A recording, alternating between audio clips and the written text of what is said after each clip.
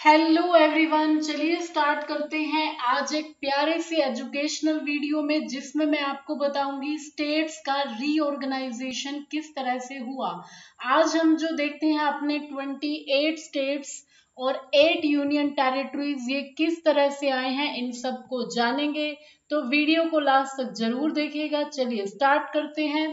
तो states reorganisation, सबसे पहले देखिए मैं यहाँ पर लिख देती हूँ स्टेट्स यानी राज्यों का पुनर्गठन किस तरह से हुआ।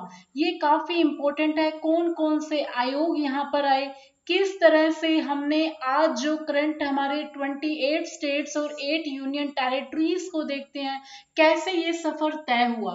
तो सबसे पहले देखिए ये जो मैप दिया हुआ है ये है administrative divisions of India in 1951।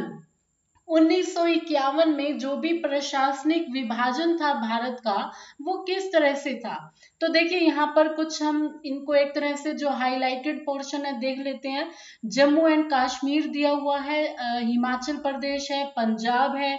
उस टाइम इसे पैप्सो ये बोला जाता था, जो कि हम यहाँ पर देख सकते हैं। देन राजस्थान है, देन कच्छ, सौराष्ट्र हो गया, बॉम्बे है यहाँ पर देखिए, और फिर ये है मैसूर, ये मद्रास और हैदराबाद, मध्य प्रदेश, उड़ीसा, बिहार, उत्तर प्रदेश। किस तरह से ये डिवीजन हुए और यहाँ पर अलग अलग स्टेट्स जो है वो बनती चली गई। उसके बाद देखिए इंडिया इन 1956 1956 के अंदर किस तरह से यहाँ पर आयोग आता है और किस तरह से ये धीरे धीरे जो हमारा स्ट्रक्चर है आज के टाइम में जो हम देखते हैं दैट इज हमारा जो प्रेजेंटली आज के टाइम में जो सिनेरियो है। तो सबसे पहले देखिए भाषा के आधार पे, तो भाषा का मतलब क्या होता है, लिंग्विस्टिक बेसिस पे। तो सबसे पहले देखिए जो एक स्टेट बनी थी वो बनी थी, हमें पता है आंध्र प्रदेश बनी थी, और ये बनी थी 1 अक्टूबर 1953 को। तो सबसे पहले भाषा के आधार पे राज्यों का पुनर्गठन उचित है या नहीं, इसकी जांच के लिए, इसे एग्जामिन करने के लिए संविधान सभा के जो अध्यक्ष थे हमारे माननीय जो प्रथम राष्ट्रपति भी रहे राजेंद्र प्रसाद जी ने इलाहाबाद उच्च हाईकोर्ट के अवकाश प्राप्त न्यायाधीश एस.के. धर की अध्यक्षता में एक 4 सदस्यीय आयोग मतलब कमीशन की नियुक्ति की थी। और इस कमीशन ने क्या अपना एक तरह से सुझाव दिया था, बताया था कि भाषा के आधार पर मतलब लिंग्विस्टिक बेसिस पे राज्यों का पुनर्गठन मतलब स्टेट्स का जो रीऑर्गेनाइजेशन है उसका क्या किया था, विरोध किया था। और प्रशासकीय सुविधा के आधार पर राज्यों के पुनर्गठन का समर्थन किया था। क्योंकि देखिए जब अंग्रेज भारत छोड़कर जाते हैं तो भारत जो होता है हमारा 2 पार्ट्स में बेसिकली ये डिवाइडेड होता है। कौन कौन से होते हैं, 2 मेनली पार्ट्स, एक होती है यहाँ पर प्रिंसली स्टेट्स और एक नॉर्मली हम कह सकते हैं प्रिंसली स्टेट्स वो हो जाते हैं जहां पर राजा शासक करते थे, और एक था ब्रिटिश इंडिया जो कि काफी ज्यादा रियासतों के अंदर 500 से भी ज्यादा रियासतें इस तरह से, ये जो हमारा प्रिंसली स्टेट था वो था, और 11 यहाँ पर स्टेट्स थी अलग अलग, ब्रिटिश इंडिया हम जिसको बोलते हैं। और इसके अलावा भी ए बी सी डी जो 4 तरह की हम कह सकते हैं कि यूनियन टेरिटरीज थी। तो ए से हो जाएगा यहाँ पर मतलब बी से बलूचिस्तान, सी से कुर्ग हो गया, डी से दिल्ली हो गया, ए से अजमेर हो गया जो कि आज करंटली हम राजस्थान में जिसको देख सकते हैं। तो सबसे पहले अगर आपके पास क्वेश्चन आता है कि एस.के. धर या धर कमीशन किससे रिलेटेड है, तो आप ये कहेंगे स्टेट्स रीऑर्गेनाइजेशन से रिलेटेड है, यानी राज्यों का पुनर्गठन, उन्हें किस तरह से हम एक तरह से बनाए प्रॉपर वे से। तो देखिए धर आयोग के निर्णयों की परीक्षा करने के लिए कांग्रेस कार्य समिति यानी कांग्रेस की वर्किंग कमेटी में जो जयपुर अधिवेशन होता है तो वहां पर उसके बाद क्या होता है, जवाहरलाल नेहरू, वल्लभ भाई पटेल और पटाभी सीतारमैया की एक समिति का गठन किया जाता है कि जो धर आयोग ने बताया है क्या वो सच में सही है, क्या भाषा के आधार पे हमें राज्यों का गठन नहीं करना चाहिए। तो इस समिति ने भाषाई आधार पर क्या किया था, राज्यों के पुनर्गठन की जो मांग थी, जो डिमांड थी, उसको क्या कर दिया था, रिजेक्ट कर दिया था, उसको खारिज कर दिया था। तो JVP यानी जे से हो गया जवाहरलाल, और वी से हो जाएगा वल्लभ भाई पटेल, और पी से हो जाएगा पट्टाभी सीतारमैया। तो इनकी समिति ने रिपोर्ट के बाद मद्रास राज्य के तेलुगु भाषियों के लिए यहाँ पर श्री रामल्लू जी के नेतृत्व में एक आंदोलन आरंभ किया। अब देखिए तेलुगु भाषा जो बोली जा रही है, और आपको पता तेलुगु जो है वो आंध्र प्रदेश में बोली जाती है, तो वहां पर श्री रामल्लू जी के नेतृत्व में एक आंदोलन शुरू किया गया, और ये आंदोलन लगभग 58 दिन तक चला। उनका आमरण अनशन था कि जब तक कि आंध्र प्रदेश को राज्य नहीं बनाया जाएगा मद्रास से अलग करके, वो अपना अनशन खत्म नहीं करेंगे। तो इसी बीच 15 दिसंबर 1952 को रामलू जी की मृत्यु हो जाती है, और जो कि बहुत बड़ा एक कह सकते हैं कि एक निर्णायक मोड़ आ जाता है। तो रामलू जी की मृत्यु के बाद प्रधानमंत्री नेहरू जी के लिए भी बहुत बड़ी समस्या हो जाती है। तो तेलुगु भाषियों के लिए एक अलग जो राज्य होता है वो उसका गठन कर दिया जाता है। अगर ये क्वेश्चन आता है सबसे पहले राज्य का गठन किया गया था वो कौन सा था, तो वो था आंध्र प्रदेश। और कब किया गया था इसका गठन? 1 अक्टूबर 1953 को।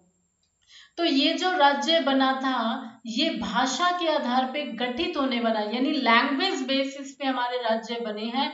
तो सबसे पहला जो राज्य बना वो बना था आंध्र प्रदेश। और इसके साथ साथ एक और एक्स्ट्रा फैक्ट देखेंगे, 2014 में 2 जून 2014 में 2 जून 2014 को जो राज्य बना था सबसे नवीनतम राज्य, वो भी कैसे बना था? वो बना था आंध्र प्रदेश से अलग होकर, और इसका नाम है तेलंगाना। तो राज्य पुनर्आयोग गठन का एक तरह से यहाँ पे आयोजन, एक तरह से गठन किया जाता है, और ये होता है 1953 में। 1953 में फजल अली आयोग आता है, और फजल अली जो थे ये रिटायर्ड जज थे सुप्रीम कोर्ट के। तो यहाँ पर इनकी अध्यक्षता में फजल अली आयोग आता है, और इसमें बाकी जो सदस्य होते हैं उनका नाम है पंडित हृदयनाथ कुंजरू और सरदार KM पन्नीकर। तो ये भी काफी इंपॉर्टेंट है। फजल अली आयोग 1953 में जिसका हम कह सकते हैं गठन किया गया था। 1955 में इन्होंने अपनी रिपोर्ट जो थी वो संसद को दी थी, और 1956 में फाइनली जो स्टेट्स होती हैं उनको बनाया गया था। तो यहाँ पर बनी थी 14 स्टेट्स बनी थी, और 6 यूटीज बनी थी, यानी 6 केंद्र जो शासित राज्य होते हैं उनको बनाया गया था। तो फाइनली देखिए राज्यों का जो पुनर्गठन होता है अधिनियम, मीन स्टेट रीऑर्गेनाइजेशन एक्ट जो होता है ये जुलाई 1956 में पास किया गया। 55 में हमने देखा कि फजल अली जी ने अपनी जो रिपोर्ट थी अपनी एक तरह से पेश की थी। इसके अनुसार 14 राज्य और 6 केंद्र शासित जो बनाए गए वो कौन कौन से थे? तो यहाँ पर एक ट्रिक दी हुई है, AU का स्क्वायर मतलब आंध्र प्रदेश, असम हो जाएगा, उत्तर प्रदेश, उड़ीसा। तो ये 1956 में बनने वाले हैं ये। और उसके बाद क्योंकि आंध्र प्रदेश तो सबसे पहले बन गया था ये हमने देखा था, उसके बाद बिहार है, बॉम्बे है, बंगाल है, मद्रास है, मैसूर है, मध्य प्रदेश है। फिर उसके बाद जम्मू एंड कश्मीर, केरल, पंजाब, राजस्थान। तो ये 14 स्टेट्स हैं जो बनी थी 1956 के अंदर फजल अली आयोग जो था उनकी रिकमेंडेशन पे। उसके बाद 6 जो यूटीज बने थे वो कौन कौन से थे? अंडमान निकोबार, लक्षद्वीप, दिल्ली, हिमाचल। जी हाँ, हिमाचल जो था बाद में इसको स्टेटहुड का दर्जा दिया गया था। अभी फिलहाल ये 1956 के अंदर एज अ यूटी इसने वर्क किया। देन मणिपुर भी है और त्रिपुरा भी है, इनको अभी स्टेटहुड का स्टेटस नहीं मिला है। उसके बाद देखिए एक ट्रिक है किस तरह से हमारी स्टेट्स बनी। तो इसके लिए ट्रिक है कि आम गुनाह है मैम तुसी गाओ और मौज लो। आम गुनाह है मैम तुसी गाओ और मौज लो। तो आ से हो जाएगा सबसे पहले जो राज्य बना था 1953 में आंध्र प्रदेश। फिर आपको पता है कि 1 मई को 1960 को बॉम्बे जो था उसको 2 पार्ट्स में डिवाइड कर दिया गया था लैंग्वेज के बेसिस पे। जो गुजराती बोलते थे वो गुजरात वाले एरिया में आ गए, एंड जो मराठी बोलते थे वो महाराष्ट्र वाले एरिया में उनको कंसिडर किया गया। तो गुनाह से क्या हो जाएगा? गुजरात हो जाएगा, नागालैंड हो जाएगा। नागालैंड जो है ये इसको 1963 में बनाया गया। है हो जाएगा हिमाचल प्रदेश। देखिए अभी हमने देखा था हिमाचल जो था वो पहले यूनियन टेरिटरी था, लेकिन फिर इसको स्टेटहुड का दर्जा दे दिया गया 1971 के अंदर। मेघालय है फिर 1972 के अंदर। 1972 के अंदर तीनों है, तो इसको याद कैसे करेंगे? मेघ त्रिमणि, मेघ त्रिमणि जो है ये हो जाएगा 1972 में बनी हुई जो स्टेट्स है, मेघालय, मणिपुर, त्रिपुरा। मेघालय जहाँ पे वर्ल्ड में सबसे ज्यादा बारिश होती है, गारी खासी जयंती जो एक तरह से पहाड़ियां हैं वहां पर पड़ती हैं। तो उसी से हो जाएगा त्रिपुरा, देख सकते हैं। स से हो जाएगा सिक्किम। देखिए सिक्किम जो था वो एक तरह से एक्वायर्ड किया गया, पहले ये कंट्री की तरह एक्ट करता था, बाद में इसको 1975 में 1974 में इसने खुद से एक तरह से इंडिया में मिलने का डिसीजन लिया, और फिर उसके बाद 1975 में कंप्लीट स्टेटहुड का स्टेटस सिक्किम को दे दिया गया। काफी इंपॉर्टेंट है, सिक्किम वो स्टेट है जहां पर 100% ऑर्गेनिक फार्मिंग भी होती है। उसके बाद गोवा जो है, गोवा को 1961 में खाली तो करवा लिया गया था पुर्तगालियों से, क्योंकि पुर्तगाली वो थे जो सबसे पहले इंडिया में आए और सबसे बाद में गए थे। पुलिस फोर्स यहाँ पर यूज करनी पड़ी थी, और विजय अभियान जो था ना, विजय अभियान, तो यहाँ पर पुर्तगालियों के लिए चलाया गया था, उन्हें यहाँ से भगाने के लिए, खदेड़ने के लिए। काफी इंपॉर्टेंट है। गोवा 1987 में इसको कंप्लीट स्टेटहुड का स्टेटस मिला था।